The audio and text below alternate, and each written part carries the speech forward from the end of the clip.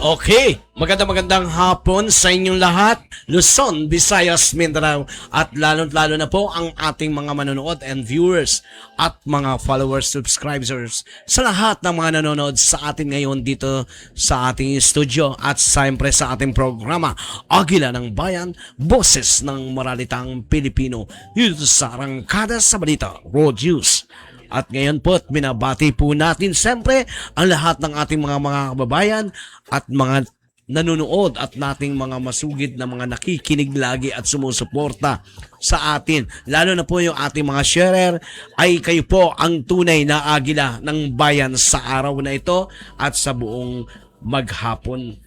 Ngayon po't batiin natin, siyempre, walang iba kung hindi ang ating mga kaibigan at lalo na ang lahat ng mga nakaantabay ngayon sa ating live. Binabati po natin siyempre, unang-una nating batiin at ating kilalanin. Walang iba kung hindi si Manuel Goyal ng Magalang, Pampanga.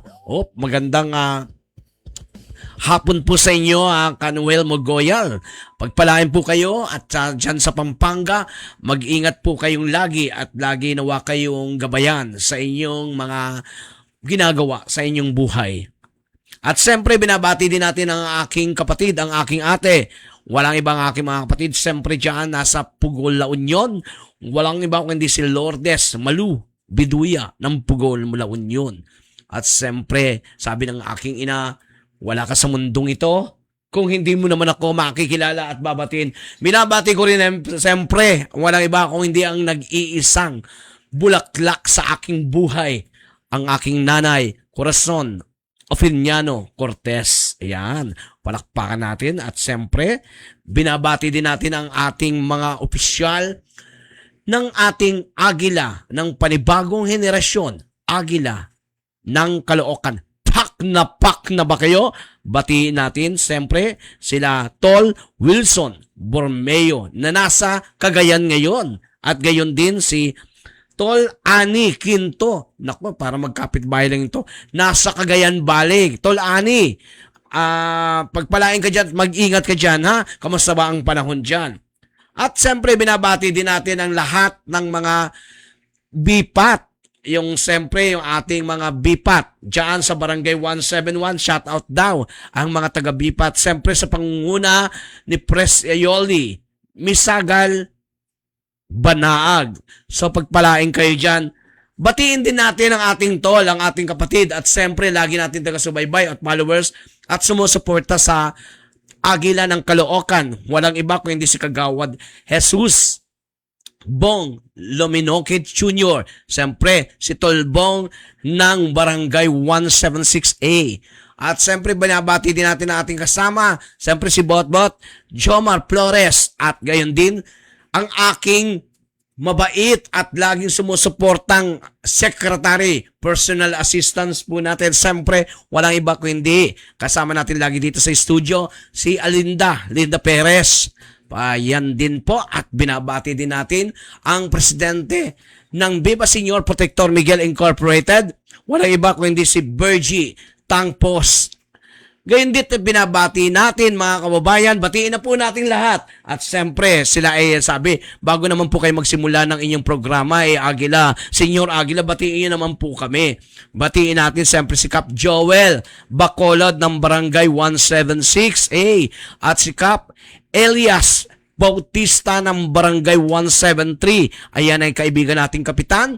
Gayon din naman siyempre ang atin din pong kamag-anak at siyempre ang kapitan po natin ng Barangay 171, Cap Romy Rivera.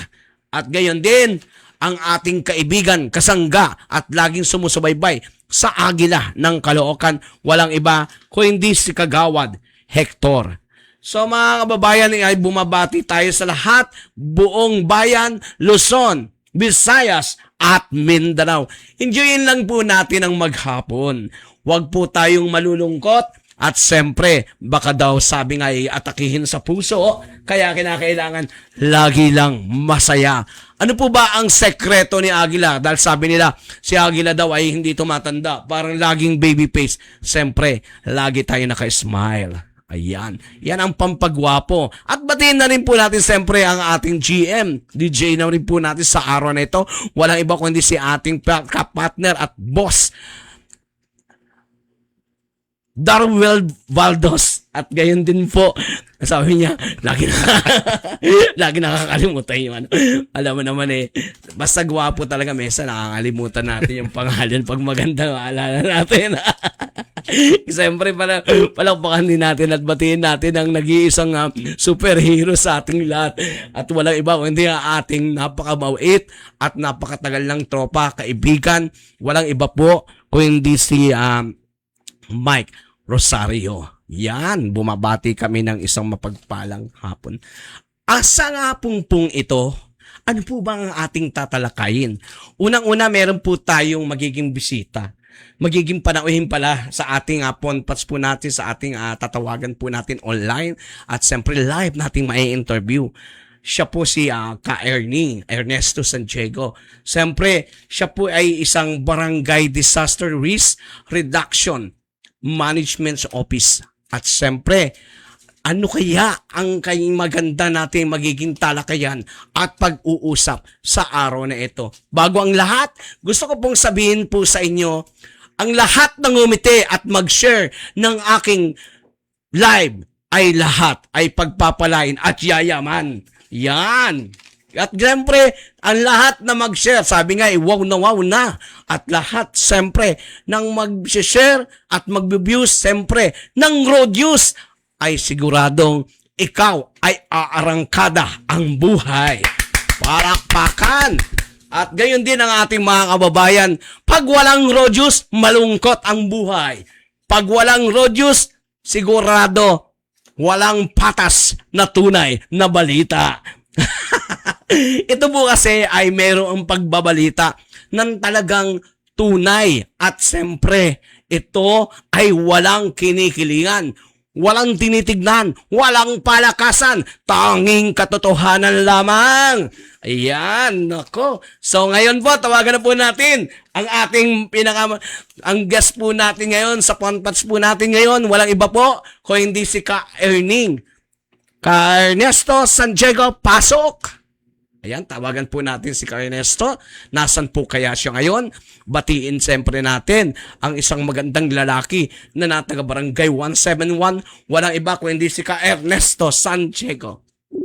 Ayan, tinatawagan na po natin, mga kababayan.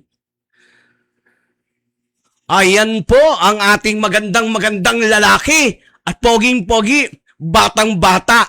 Walang iba po kung hindi si Ernesto Santiago. Ito po ay taga Barangay 171 at ito po ay naging Barangay Disaster Risk Reduction Management Office. Tama po ba, Ka-Erning? Hello po. Opo, sir. Yan, sir. Okay, pagpalain po tayo. Alam niyo po ba, lalo kayong gagandang lalaki pag kayo po ay nagsalita sa road news, arangkada balita.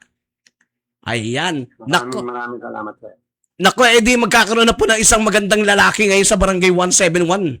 At ngayon po, nasaan po kayo ngayon? Sa lugar po, nasaan po kayong lugar ngayon? Nandito po sa bahay. Ayan, nasa bahay na po. Nasa Barangay 171 po ba? Sa bahay ninyo? Opo.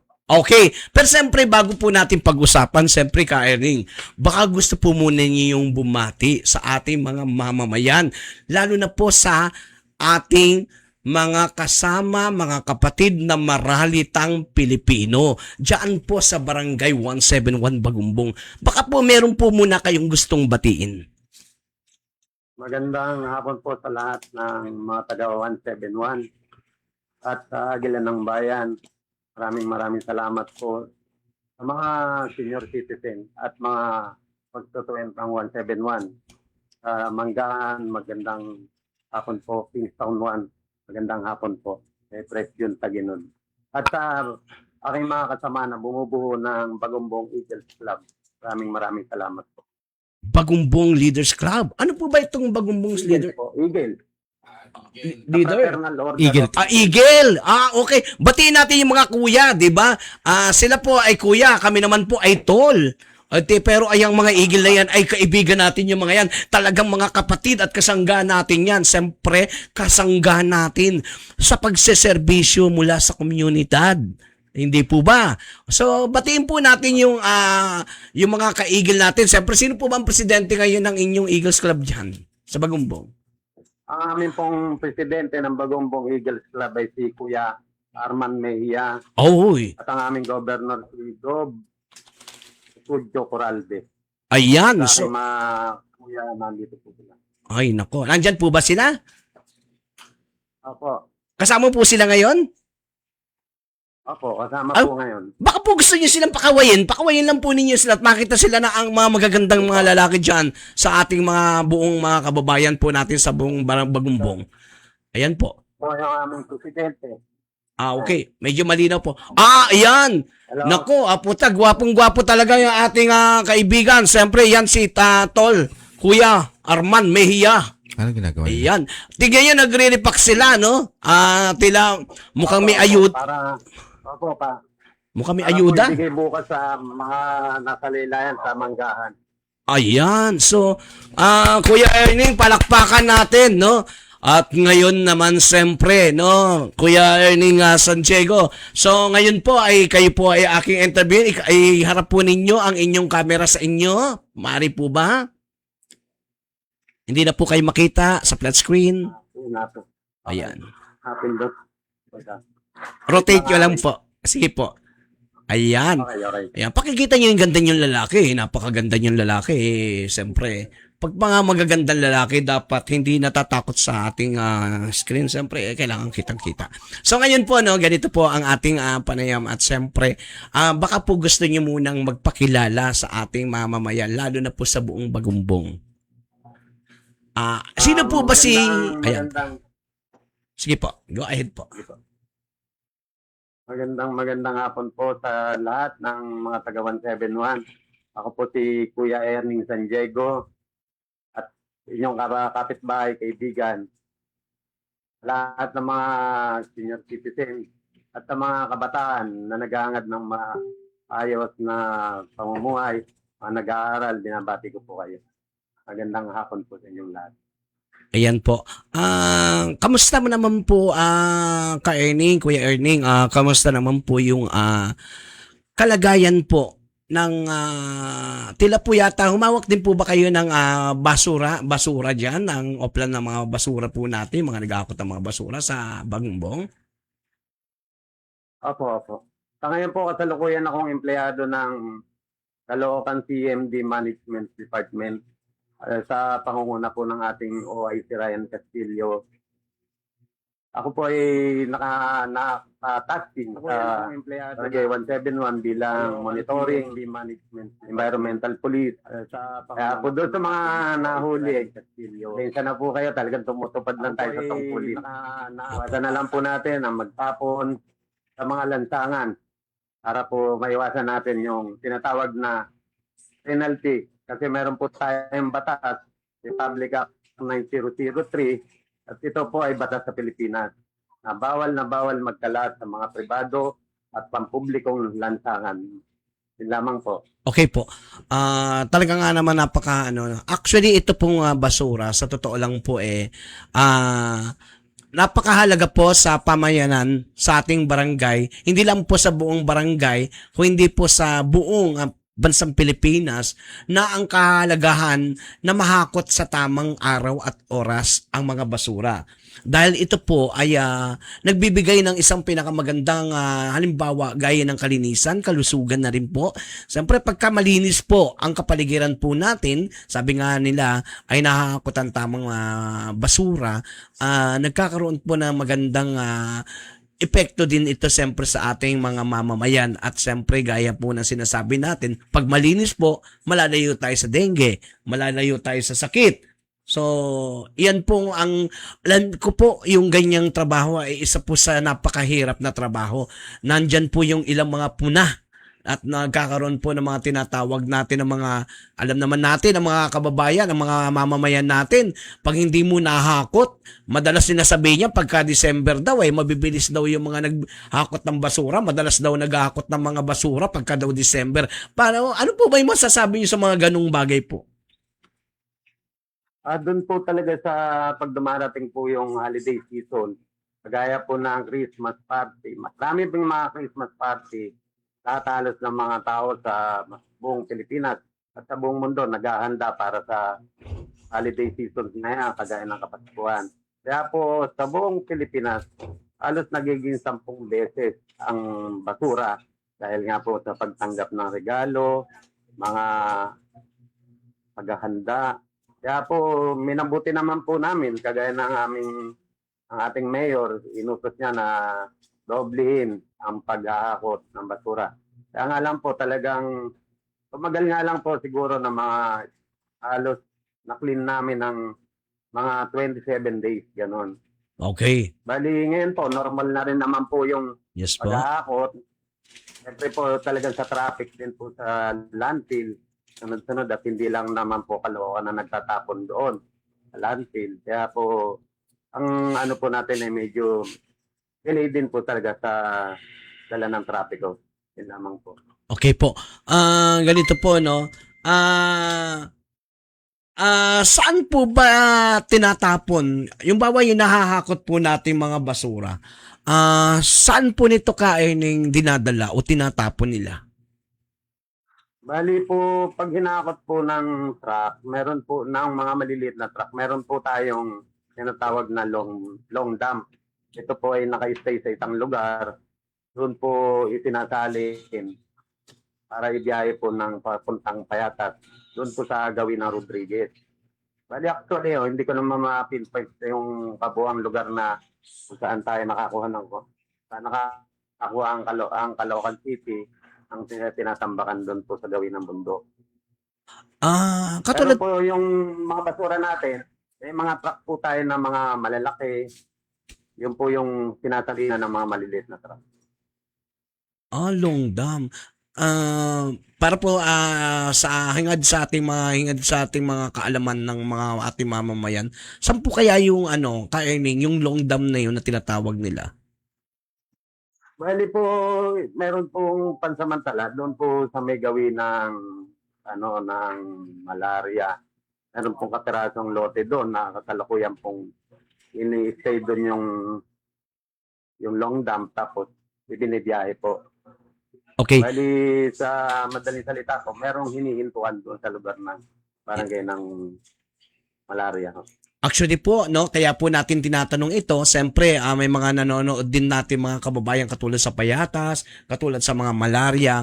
Siyempre unang-una nilang iisipin at ang mga nagiging isang problema, katulad po sa mga sinasabi natin pagka dyan nagiging baka ng mga basura o dyan tinatapon o kung saan, ay number one pagdating dyan sa tinatawag na basura, ang inintindi ng ating mga mamamayan yung kalusugan. Hindi po ba? So, kaya po napakahalaga na malaman ng mamamayan natin kung ano po yung talagang panuntunan o kung saan po talaga yung mga bagay na tinatapon. At tila na bigyan nyo naman po kami ng kahit paanong linaw. Opo. So, kay Erning, no, ganito po, no, Opo. segregation, tinatawag natin yung mga tinatawag natin yung segregation ng basura, kung saan po banda ito. Kasi may mga alam ko may mga segregation yan kung saan talaga nilalagay, no? Yung talagang saan to talagang tinutunaw ito, to. So parang ganoon. Saan po kayang lugar tong Kasi Bali po yung ating MRF, meron po sa iba't ibang barangay.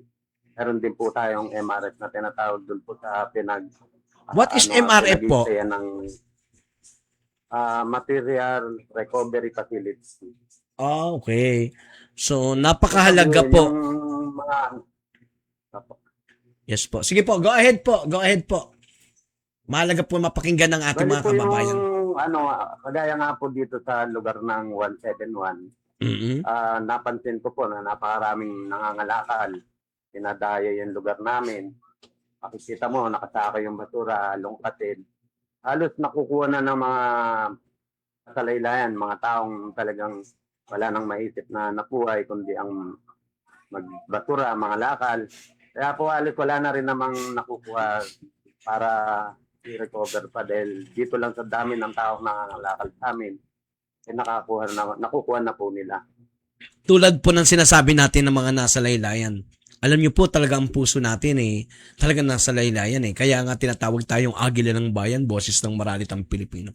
At isa po yan sa ating pinaglalaban at pinoprotektahan. Lalong-lalo na po yung kalagayan at kalusugan ng mga nasa laylayan, yung maralitang Pilipino. Kaya ito pong naging paksa natin o yung ating pinag-usapan sa araw na ito, gaya ng sa basura, ay isa pong napakalaking bagay na kaalaman ng ilan nating mga kababayan. At ito po ay saludo po kami sa inyo, ka-earning. Kasi alam niyo po kung bakit. Alam niyo po, pagka ganyan po kasi yung bagay na trabaho mo, lahat ng bagay yung ginagawa mo yung pwedeng makakabuti para sa ating kalusugan, para makakabuti sa ating kapaligiran, kalinisan ng kapaligiran. Pero gaya nga ng sinasabi natin, kahit nagawin mo anumang bagay, minsan may mga alam pa rin natin, may mga negative comments pa rin, may mga bagay. Alam naman natin ng mga tao, masyadong hinahanap yung mga ganung bagay. Pero sa bagay, karapatan naman po nilang malaman at kaya po ito yung isang nating pinaksa sa araw na ito na malaman nila kung paano at saan yung mga congregation, ay yung mga segregation na to, segregate na to, kung saan nila nilalagay at para po maiwasan din siyempre yung mga mabigyan po sila ng mga ilang mga bagay na kaalaman at aral na rin po. So ngayon po, ano po kayang araw ang schedule ng paghakot na pinaka-regular na hakot ng basura sa buong isang linggo sa Bagumbong? Sa Bagumbong, taga Bagumbong. Sige po. Bali po ang 171 na tinatawag na Barangay Bagumbong. Bali, meron po kaming schedule na Monday at Thursday. Meron naman pong ibang lugar na Tuesday saka Saturday. Bali po kasi, halimbawa, yung truck po ay nagkaroon ng problema. Halimbawa, yung mga lalaking truck, delay sa landfill. Kaya po, ang ginagawa namin, binabalikan namin sa susunod na araw yung mga lugar na idinakutan. Actually po, nagawa po ako ng GC, tinesting po namin dito sa 171 na para makatulong na rin yung mga mamamayan, yung mga homeowners officer. Bali kasi sila, inad ko po sa isang GC na ang Bagumbong, garbage monitoring. Kaya po lahat sila, nagiging action sila, nagsasabi sila ng impormasyon na hindi sila nakakutan. Kaya po mabilis yung action namin at ng city dahil alam namin na merong mga basura yung lugar na yun. Okay. So nalalaman po ninyo, monitor ninyo kung saan yung may maraming mga nakatumpok na mga basura o kung saan yung mga dapat na lugar na hakutin. Tama po ba? Opo. So, yun. Opo. Yan. So, napakahalaga po kasi na malaman ng ating mga kababayan, Monday at saka Thursday. So, yung Monday, Thursday na to, anong area po? Kasi napakalaki ng Barangay 171. Ilan po ba yung population ngayon sa Barangay 171? Actually, yung population to, medyo, ako, more or less lang po. Kasi nung, as of 2020, nasa almost 500. Parang gano'n na ang dinig ko. So, nasa 500,000 yung population. Barangay 171? Doon sa figure na. Malaki po Barangay 171 lang po ito, yung 500,000? Ganun po. Yung pasama po yung mga bata. Bali, siyempre, lahat naman kasi pag usapin sa basura, ang computation po ng basura per family. Halimbawa, kung allotted ang kung nakonsumo ng isang pamilya, halimbawa, 2 kilo sa basura. Yung volume po yun, malaki bulky yun . Okay, meron po tayong magtatanong ngayon na kasama po natin ngayon dito, ka-earning. Okay lang po ba na maabala namin kayo ng konting oras lang po? Okay. Andito po yung aking Ayun po. dito po yung aking GM partner. Walang iba po kundi si boss, si partner po natin, si Sir Darwel Baldos. Darwel Baldos po. Arnie, Pasok. magandang gabi po sa inyo. Yan. Magandang gabi naman din po sa inyo. Apo. Balita ko po, kanina pinag-uusapan po natin ang basura dito sa Bagumbong 171. So, nabanggit nyo po kanina, ang mga homeowners po, mga may-ari po ng mga basura, mga may bahay po dyan, nagtatambak po sila ng basura doon sa mga designated location po? O kahit saan po? Bali po doon sa lugar na talagang inaano namin, tautusan ng aming OIC Ryan Castillo, na simula sa bahay pa lang, segregate na yung basura, at kami mismo magdadala ng truck para makuha yun. Meron po kasing mga iba na nangangalakal dahil nga sa kapusan ng hanap buhay. Hindi mga kagaya ko rin halimbawa na hindi nakapag-kolehiyo o hindi nakapag-aral, naisipan ho nila na manguha ng mga basura doon sa mga lugar ng iskinita at iniisip nila pagdating ng dilim, tinatapon nila doon sa mga highway ng Bagumbong. Yun nga po yung sinasabi ko na sana magkaroon ng programa, mabigyan ng trabaho yung mga nasa laylayan na yan para maiwasan kasi wala namang gustong tao na magbasura.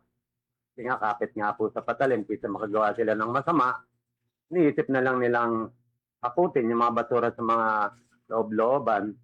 Kasi ang basura po, halimbawa, nag-interview rin ako ng mga taong nangangalakal. Ang supot, 20. Ganon. Sabi nga ako nung tao, 1,000 sa araw, kaya niya. Kumbaga po, doon sa mga hindi po naaabot ng ating truck ng basura, ay may mga tao po na pumupunta po sa kanila para po magdala ng basura doon sa dapat na pagtapunan. Kaso nga lang, hindi po nila tinatapon sa tamang tapunan o sa MRF. Opo, kasi talagang meron po kami Medyo, tinatawag na mapping dito. sige po. Meron po kami tinatawag na mapping dito sa Barangay 171 along Bagumbong Road, Bankers Road, at Lapitan Road. Merong oras po na 11, meron din pong oras na 3:30. Kaya po yung talagang dapat na mga nangangalakal na yan, antayin nila yung mga truck. Kaya lang po talagang gusto nilang makarami. Iiwan na lang sa mga lansangan. Kung saan po may bawal, doon po nila tinatapon. Kaya po kami, na rin po ang kapulisan, ay hindi na rin tumitigil para sitahin. Kaya nga nagkakaroon na rin po ng pagtitikit sa kanila. O nga po, mahirap.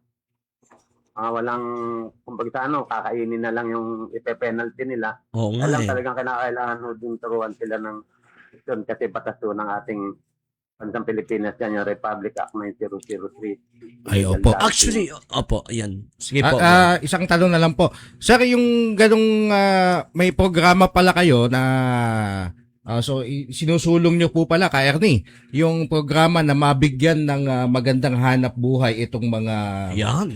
mga nasa laylayan na ito. Yan. Ito yung mga namamasura diyan sa looban. No, ng Diba? bagong 117 doon. Bakit po kaya hindi na lang ninyo sila i-hire diyan sa city? Sa city.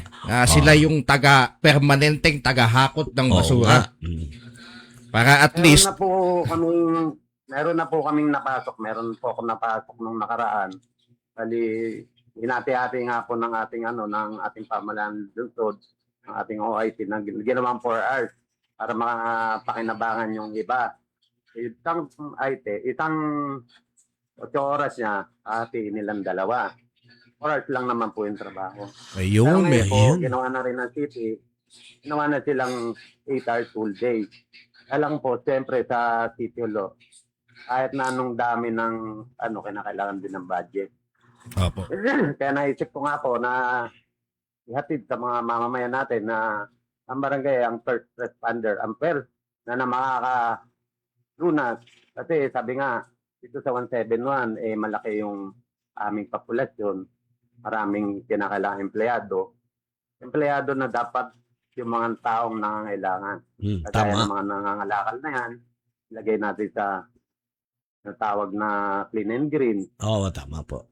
Mayroon naman tayong pwedeng mag-create din ng barangay ng ng traffic management. Sabi nga nandito sa 171 ng SM, andito ang McDo, andito ang Jollibee. Oho. Oo nga po, pag Napakadami ikaw pang pumunta sa gasolinahan. McDo, Yes, opo. pumunta ka sa SM, hindi ka naman po makakapasok kung wala kang pera. Kaya nga sabi nga habang umuunlad ang lugar, dyan ang mga establishmento, nandiyan din ang hanap buhay. Kasi po, kung halimbawa may anak yung tayo, anak tayong 20 anyos, po pwede pong mapasok. Kasi po pwede i-garantiya ng barangay na kumuha halimbawa ng percentage na SM, halimbawa sa 1,000 employee, hiningi siya ng 250. Di siyempre ang 171, makikinabang. Tama po yan. Lamang po ang mga nakikita ko. Okay. Ayun po, may iwasan na rin po yung pagkakalat. Kasi meron naman din pong budget ang barangay. Sabi nga po nung narinig ko nung nakaraang interview nyo, ay bigay na lang lahat ng aming buting kapitan ang Tama po. mga pangangailangan dito sa 171. Yes po. Kaya lang po, naibigay na po, kaya lang po, siyempre, nakailangan din yung 10,000 na pagkakaisa, Tama po. sama-sama. Kahit na anong galing ng kapitan, kung wala naman siyang 10,000 na kasama o kaya hinahatak naman sa pataas, nakakaawa rin po yung isang tao na kagaya ng gano'n. Tama. Tama Kaya naman po yan. sabi ko nga, dapat magkaisa. Kahit na anong buti, kagaya ng aming ama ng barangay, pag hinahatak, hinihila pa baba. Sabi nga walang matigas na puno na babad sa tubig. Kung patuloy namang sinisigan, mag-aapoy at mag-aapoy din. Yes, tama. Napakagandang kasabihan po yan binigay at binitawan ninyo sa ating mamamayang maralita. Kung ano po yung gandang lalaki nyo, ganun din po yung ganda ng kasabihan ninyo. Palakpakan Lord of naman wisdom. natin, Ka Darwel. Actually, yung nag-interview po sa inyo si Ka Darwel po, Baldos po, na dito po at GM po natin, kasama natin yan po, partner natin dito sa ating programa. At so Ka Darwel, okay na po ba yung tanong mo sa kanya? At Okay ako na po. Maraming salamat po, sa may Ka-Ernie. katanungan pa po ako sa kanya. So, Ka-Erning, okay lang po ba? Magtanong po ulit ako sa inyo. Opo. Ayan. Marami, opo. Ito naman po, Ka-Erning, ay tungkol naman po sa politika. Kasi po, napag-alaman po ng source natin na kayo po pala ay tumakbo nung nakaraang eleksyon ng Barangay Kagawad. Tama po ba? Opo. Okay. So hindi naman tayo pinalad, pero ngayon parang nalaman din po natin sa source natin na kayo ay nagbabalak lumayon at tumakbo patungo sa pagiging barangay kapitan ng Barangay 171. Tama po ba? Opo. Tama po. Okay. Ganito po, dahil kayo po ay tatakbo, alam naman natin medyo may dating at may mga ang inyong mga kasabihan natin mga kalaban sa mga kasabayan ngayon na magiging kapanaigan mo diyan sa labanan sa Barangay 171, katulad po ng ilan po kayong tatakbong kapitan ngayon diyan kung sakasakali po. Bali sa pagkakaalam ko po sa ngayon, bali 3 pa lang po kami. Okay, katulad po ni ayan, no? Kung sino po sila, basta 3 po kayo, no? Ngayon po, kayo po ay may plano po ba? Balak pa lang o plano o talagang buo na ang inyong plano tumakbong kapitan? Sa akin pong pansariling desisyon at nagtanong din po ako doon sa iba kong mga kaibigan. Talaga pong ako'y tutuloy na lumahok sa barangay bilang pagkakapitan. Dahil paano ko nga po magagawa ang mabuti kong mga layunin Tama. na iniisip. Kung ako lang ay puro salita, hindi ko naman po pananindigan. Tama. Ano ang paraan? Kailangan lumaban. Yes. Lumahok para maipaalam sa mamamayan na ito ang dapat. O kung hindi man, matutong makinig. Okay. para yung kahinanaing ng ating mga mamamayan ay malunatan. This is the right time and ito na po yung tamang pagkakataon para makilala kayo higit pa ng ilan natin mga nasa apat at sulok ng laylayan na nasa Barangay 171. Ito na po yung pagkakataon makapakita nyo yung hindi lang gandang lalaki at kung ano-ano pa yung mga nais ninyong mga programa na gusto ninyo. Sino po ba si Ernesto San Diego? Sa pagkakaalam po ba ay paano nyo po maipapakilala ngayon live ang inyong sarili? Okay lang po ba? Okay lang po. Okay po. Salamat Ako po at si- nais po namin marinig. Ako po ay si Ernesto San Diego, Ubong Bagumbong. Bali ako po ay nasama sa panahon ng panunungkulan ng upisa ng Malapitan. Ako po ay isang leader at ako rin po ay naging empleyado ng barangay. Okay. Ako po ay hindi pala rin ng Manalo bilang pagkakagawad. Naisip ko po na i-create yung barangay, yung BDRRMC, Barangay Shutter Risk Reduction Office. Kaya nagkaroon po kami ng kasanayan. Dinadala ko po sila sa tinatawag natin yung Lamesa Dam. Meron po kasi doon na Emergency Response Association. Bali, nung ako po ay nasa barangay, nagkaroon po kami ng pagsasanay at sa kasalukuyan, napapakinabangan po ang mga dati kong kasamaan. Sila nagpapatakbo na ambulansya at ganun din po ang fire truck. Dahil nagkaroon kami ng kasanayan ng time na yun. Bali ako naman po ay nung kinuha uli sa city, ako po ay nagkataon na pandemic. Kami po yung mga unang batch na mga nagre-repack ng mga bigas. At nung bandang huli po na marami na kami na-repack, ako naman din po ay inatasan na maging leader ng barangay, ng tatlong barangay, Barangay 171, 173, 172. Mm-mm. Wala po kaming piniling araw. Kahit po Biyernes Santo, Webes Okay. Santo, Sabado de Gloria. Kami po ay nagpupunta sa mga bahay-bahay kasama ang aming kepe na si J. Bernardo ng time na yon. Opo. Dahil po sa kautosan ng ating mayor o Malapitan, Congressman Along Malapitan, noong panahon ng pandemic na yon. Ngayon po, doon nang nagkaroon na maayos naman po ang pandemic, di ba't nagkaroon po tayo ng mga pagbabakuna. Kami rin po ang nangasiwa, lalo-lalo na dyan sa Local Sports Complex. Dyan po kami. Anong klaseng bakuna po ito? Bantay. Anong klase pong bakuna? Yun yung tawag na vaccine na yung kagaya ng AstraZeneca. Yung sa COVID. Moderna, COVID-19. yung Opo. COVID, opo. Napakaraming lumuha dyan, ano? Na marami nahirapan talaga. Opo. Opo. Sige po, Oo, go ahead po. talagang sabi nga sa inyo, pag tinetest ka, nira-rapid test ka, tinitingnan mo kung kaya mo pa ba. Kung hinahanap mo yung matandang kaugalian na gamot, hahanap ka ng lagundi. Talaga Tama. kumbag sa Tama yan. nga ho yung sinasabing maghugas ng alcohol. Sabi nga, wag mong hikayat, pero talagang ginamit na rin namin yung puro sabi nga sa gabi, nagsashot na rin kami dahil kasi kinabukasan, lulusong na naman kami, pupunta naman kami doon sa mga bahay-bahay.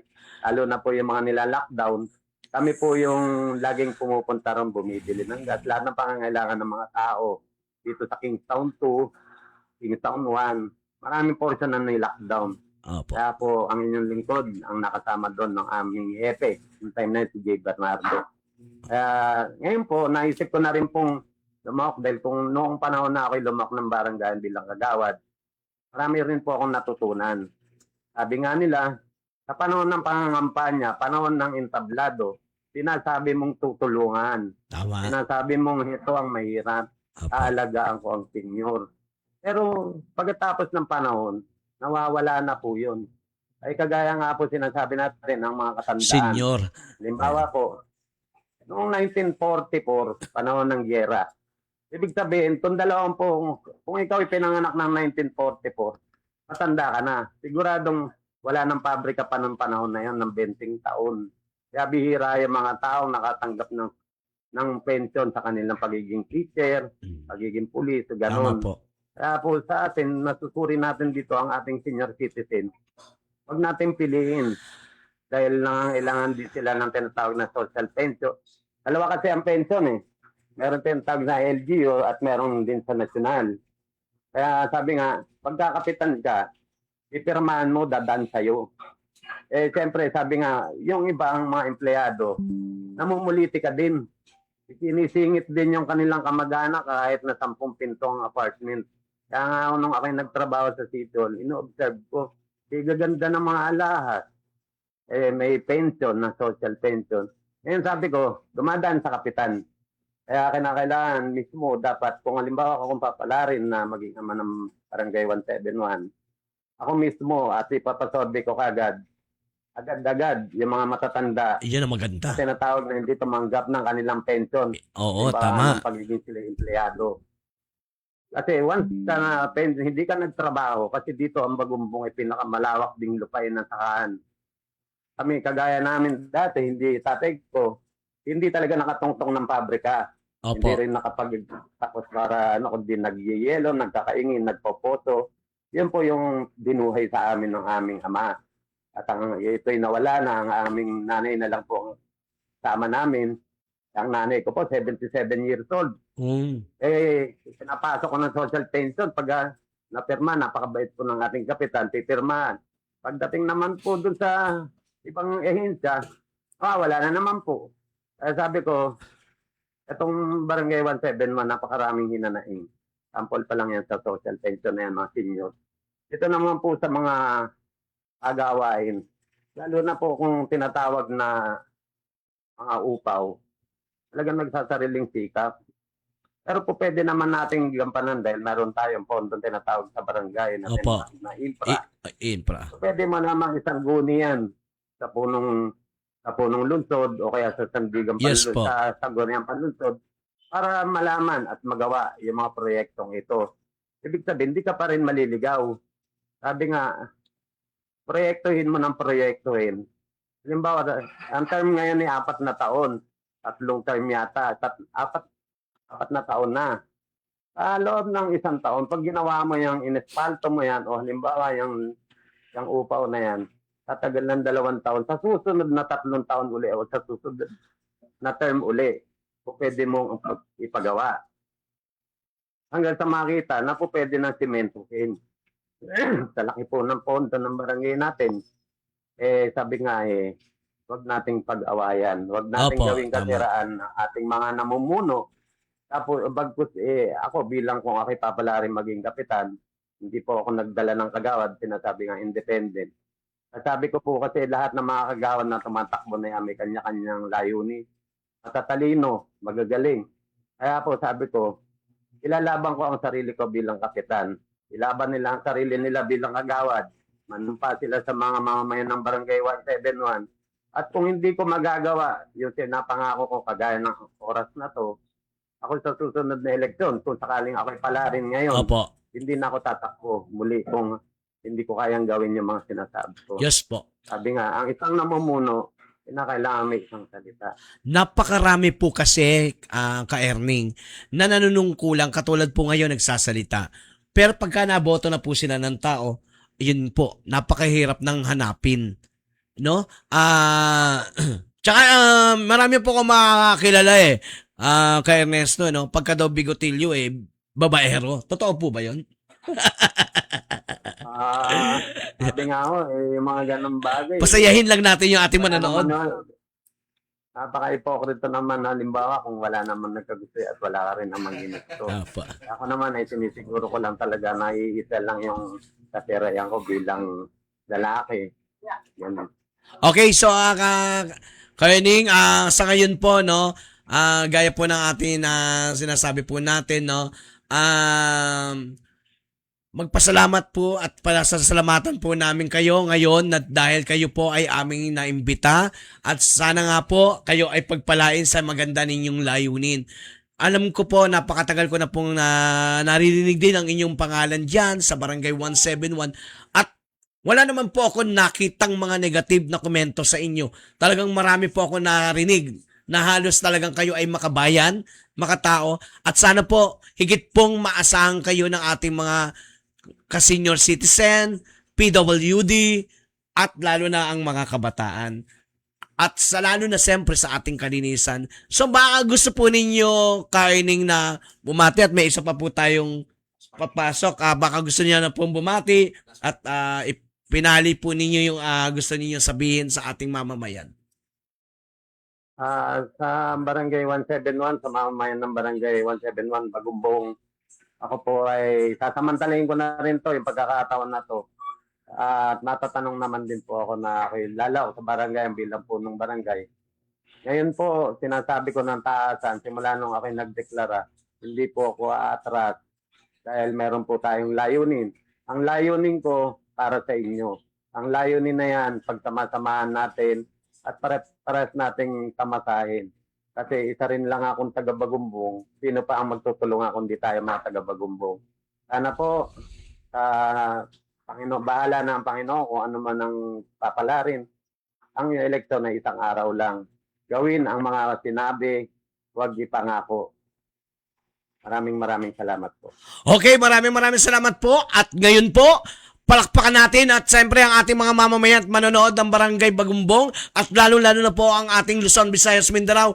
Ngayon ay nakapanayan po natin ngayon live. At siyempre walang iba kung hindi ang si Ka Ernesto Erning San Diego. Magandang hapon po sir at pagpalain po kayo nawa ay biyayaan kayo ng Panginoon at lahat kayo ay manalo sa inyong magandang hangarin.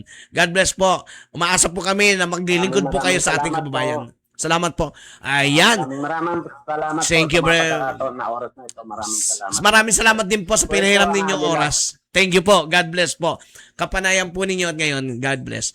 At ngayon po, batiin naman po natin siyempre ang ating mga masisipag at manonood, mga sharer, at lalo-lalo na po ang laging sumusuporta sa atin, ang mga tol agila natin. Batiin po natin ang ating committee po mula sa health committee po natin sa Agila ng Caloocan. Walang iba kundi si Virginia Bergie sa Panta Calixtro at gayon din po shoutout din kay Marilo Gopela. Good evening po at gayon din po kay Johnny Montero, kay Tol Johnny sa Barangay 173. Yan, so binabati po natin ang ating manonood at pagpalain po tayo at sa ating mga lahat ng viewers and followers. Gayon din naman po, ayan, magandang gabi, Senyor Aguila. Si Tol, lagi sumusuporta po sa ating yung Aldrin Estrella Handan. Ayan, napakabait po na tao niyan. Gayon din po, from Pampanga, masipag din po at walang iba kung hindi si Catherine Cunana ng Pampanga. At gayon din at lahat ng mga bumabati at sa lahat pa. At Master Ria Garcia, shoutout din sa iyo ng Maynila. At gayon din po pala, no? Ang dami po talagang bumabati na ngayon sa atin at nakikinig ng ating programa. Ayan, no?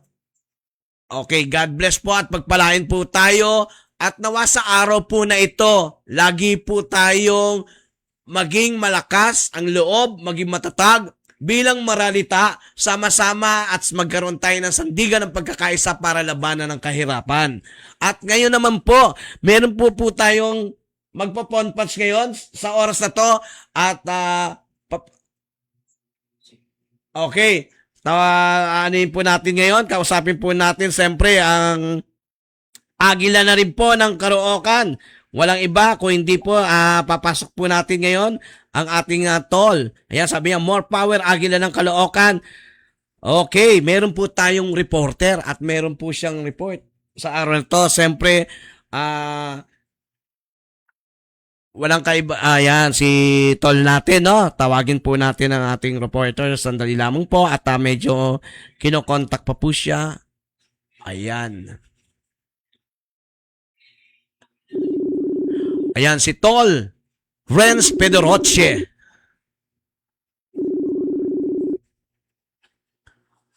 Renz Pedroche, pasok. Ayan, shoutout. Ihigay mo, Tol. Medyo mali yung i-rotate mo lang, Tol. Yung iyong camera.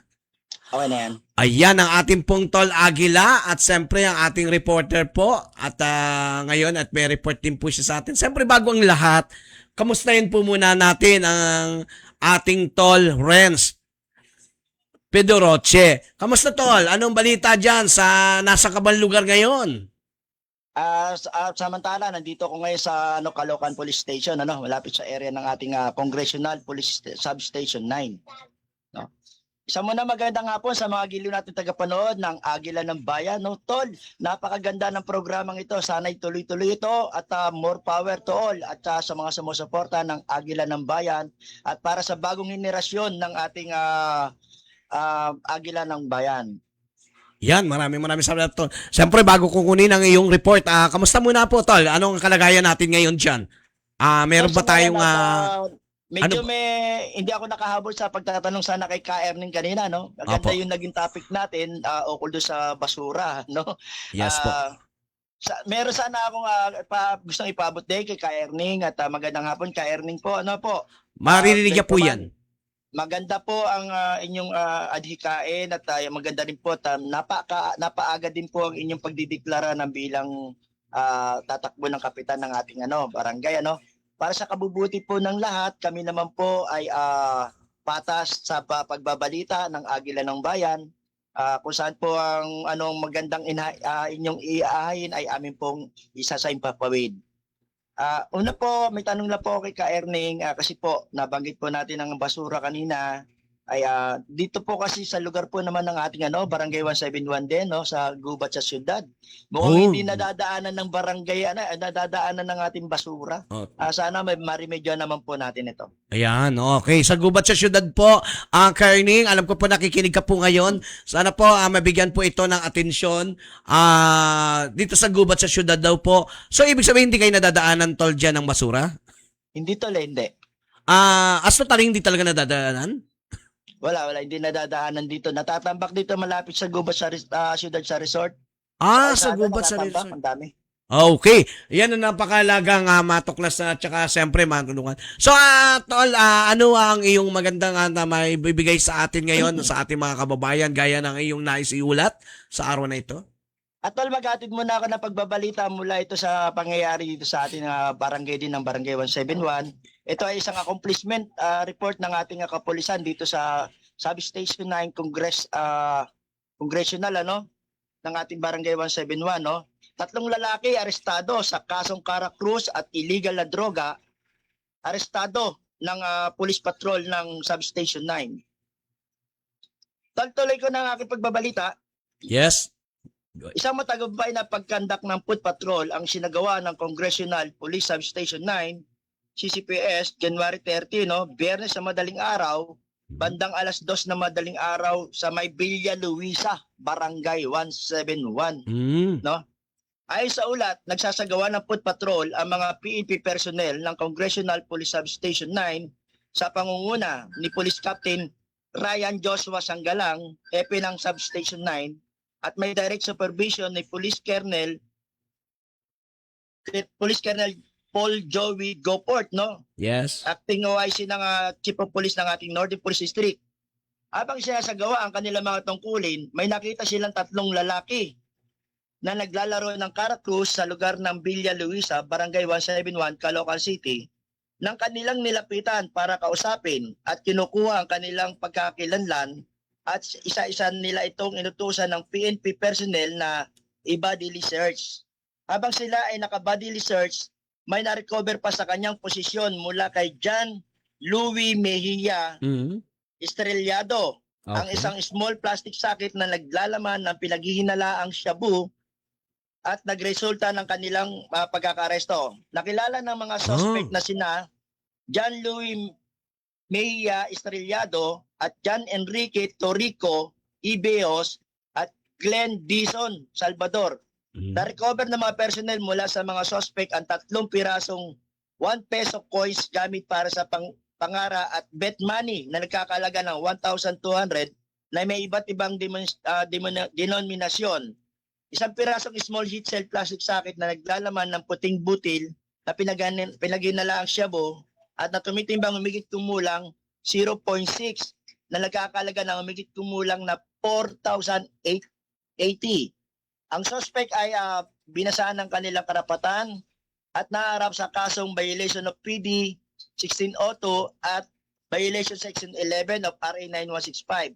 Ang mga suspect ay pansamantalang nanahimik muna at itinanggi na hindi sila nagbebenta ng droga. Sa ngayon, ang mga suspect ay nasa kustudiya na ng Congressional Police Substation.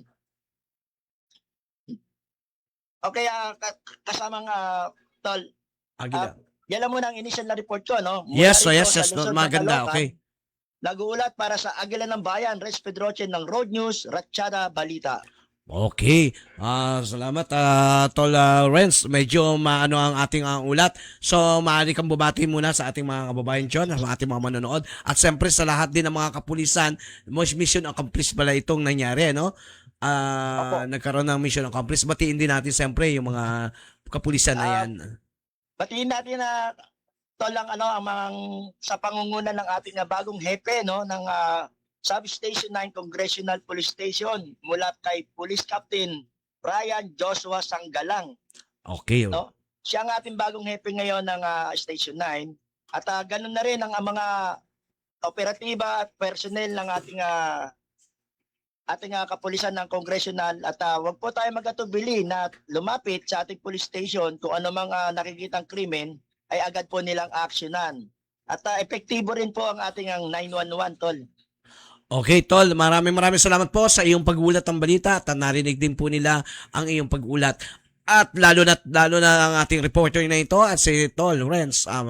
Gaya po sa iyo ay binabati kita ng isang magandang hapon at gayon din sa lahat ng ating mga kababayan dyan. Pakibati na rin pa sa ating mga happy dyan at pagpalain tayo sa hapon ito. Magandang hapon sa iyo, Tol. Shout out. Salamat, tol. Salamat. Okay, God bless. Okay, patagtugin muna natin ang Agila ng Caloocan. So, marinig muna natin ang tinig ng panibagong henerasyon, Agila ng Caloocan. More power to you, boss. Nako. Henerasyon Agila ng Caloocan, lagi mong maasahan. Hatid ay serbisyo. Benepisyo tao'y sigurado. Agila! Agila ng Caloocan, tasono'y maasahan. Samahan kapatiran organisado ang mamamayan. Okay. Nice din po magpabati ngayon ang ating mga manonood at share din po sa ating mga nag-share ng ating live. Siyempre ang ating live balita ngayon ng ating programa ng Agila ng Bayan ng Boses ng Maralitang Pilipino, Road News, Ratchada Balita. So muli at nais natin si Rowena Relox Medallo at Jezabel De Vera. Pagaling ka, Tol Jezabel.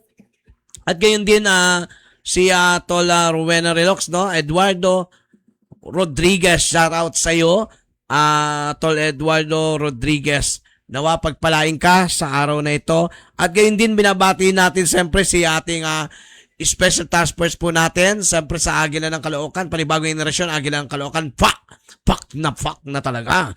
At gayon din po binabati natin si Tol Fe Grego as Lopil Villas. At gayon din sila Rina Nicar at sa lahat ng ating mga team leader ng buong Bagong Silang at lahat ng ating mga members na mga nag-orient nitong January 26. Hintayin lang po ninyo ang inyong certificate at ang inyong pong application form, gayon din ang inyong mga pre-ID. Temporary ID lang po iyan. So sa lahat ng ating mga kababayan, welcome members po sa lahat ng mga nais sumali at mag-join po. Siyempre, number 1 natin, layunin, protektahan ang mga maralitang Pilipino. Siyempre, walang iba kung hindi ang panibagong henerasyon. Agila ng Caloocan, welcome po Luzon, Visayas, Mindanao at sa buo nating NCR. At binabati din natin ang ating mga NCR at mga municipal director sa 17 city. Batiin din po natin ang ating kapatid na Muslim at siyempre shoutout sa iyo sa ating Tol, Sergeant at Arms natin sa panibagong henerasyon Agila ng Caloocan, si Tol Nasser Sultan. Shoutout po ng presidente ng Gemelina.